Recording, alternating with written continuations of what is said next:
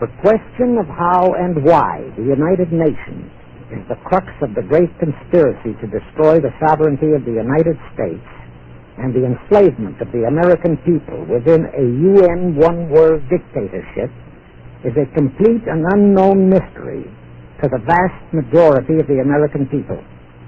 The reason for this unawareness of the frightening danger to our country and to the entire free world is simple. The masterminds behind this great conspiracy have absolute control of all of our mass communications media, especially television, the radio, the press, and Hollywood.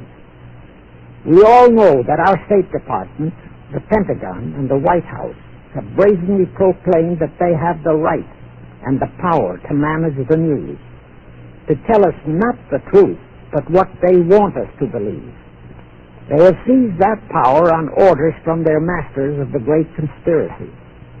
And the objective is to brainwash the people into accepting the phony peace bait to transform the United States into an enslaved unit of the United Nations one-world government.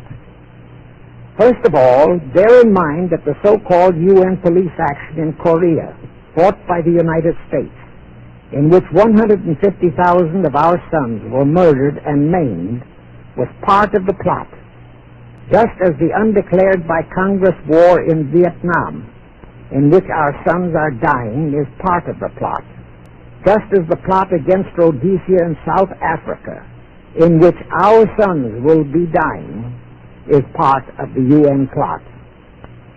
However, the vitally important thing for all Americans, all you mothers of the boys who died in Korea and are now dying in Vietnam, to know is that our so-called leaders in Washington, whom we elected to safeguard our nation and our Constitution, are the betrayers, and that behind them are a comparatively small group of men whose sole objective is to enslave the whole world of humanity in their satanic plot of one world government.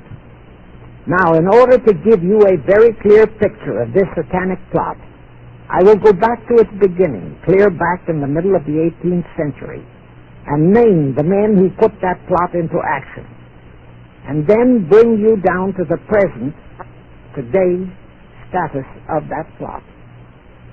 Now, as a matter of further intelligence, the term used by the FBI, let me clarify the meaning of the expression, "He is a liberal."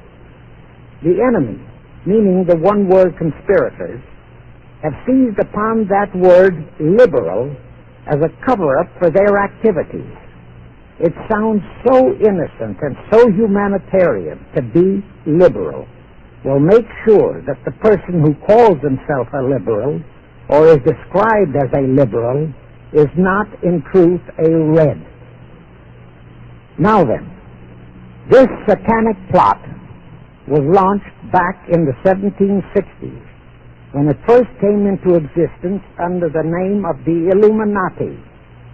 This Illuminati was organized by one Adam Weishaupt, born a Jew, who was converted to Catholicism and became a Catholic priest, and then, at the behest of the then newly organized House of Rothschild, defected and organized the Illuminati. Naturally, the Rothschilds financed that operation.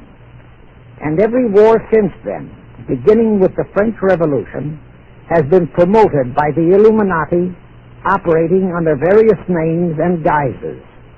I say under various names and guises because after the Illuminati was exposed and became too notorious, Weishaupt and his co-conspirators began to operate under various other names. In the United States, immediately after World War I, they set up what they called the Council on Foreign Relations, commonly referred to as the CFR. And this CFR is actually the Illuminati in the United States.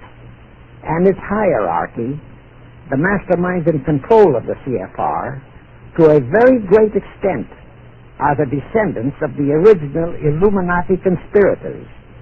But, to conceal that fact, Most of them changed their original family names to American-sounding names. For example, the true name of the Dillons, Clarence and Douglas Dillon, once Secretary of the U.S. Treasury Department, is Lepowski. I'll come back to all this later. There is a similar establishment of the Illuminati in England, operating under the name of the British Institute of International Affairs. There are similar secret Illuminati organizations in France, Germany, and other nations operating under different names. And all these organizations, including the CFR, continuously set up numerous subsidiary or front organizations that are infiltrated into every phase of the various nations' affairs. But at all times, the operations of these organizations were and are masterminded and controlled by the internationalist bankers, who in turn were and are controlled by the Rothschilds. The details of how they accomplished the setting up of the CFR in the United States, as also in the other nations, are far too voluminous to be described in this dissertation. But you can find it complete in News Bulletin number 122, entitled UN is Spawn of the Illuminati, and News Bulletin number 123, entitled CFR Completely Unmasked as Illuminati. Both are published by the Cinema Educational Guild, Post Office Box 46205, Hollywood, California. You can get them for 50 cents per copy by writing to that address.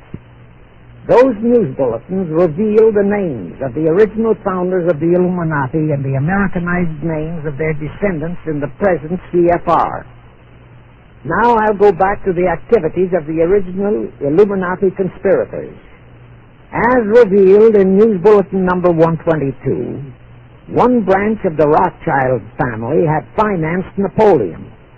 Another branch of the Rothschilds, both branches the real masterminds of the Illuminati, financed Britain, Germany, and the other nations in the Napoleonic Wars. Immediately after the Napoleonic Wars, the Illuminati assumed that all the nations were so destitute and so weary of wars that they'd be glad for any solution.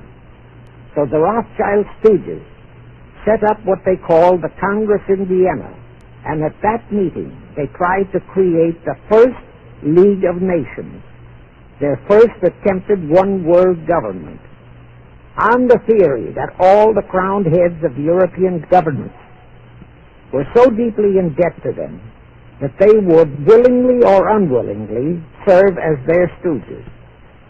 But the Tsar of Russia caught the stench of the plot and completely torpedoed it. The enraged Nathan Rothschild, then the head of that dynasty, vowed that someday he or his descendants would destroy the Tsar and his entire family. And his descendants did accomplish that very threat in 1917. At this point, bear in mind that the Illuminati was not set up to operate on a short-range basis. Normally, a conspirator of any type enters into a conspiracy with the expectation of achieving his objective during his own lifetime. But that was not the case with the Illuminati. True, they hoped to accomplish their objective during their lifetime. But, paraphrasing The Show Must Go On, the Illuminati operates on the very long-range basis. Whether it will take scores of years or even centuries, they have dedicated their descendants to keep the pot boiling until, hope, the conspiracy is achieved.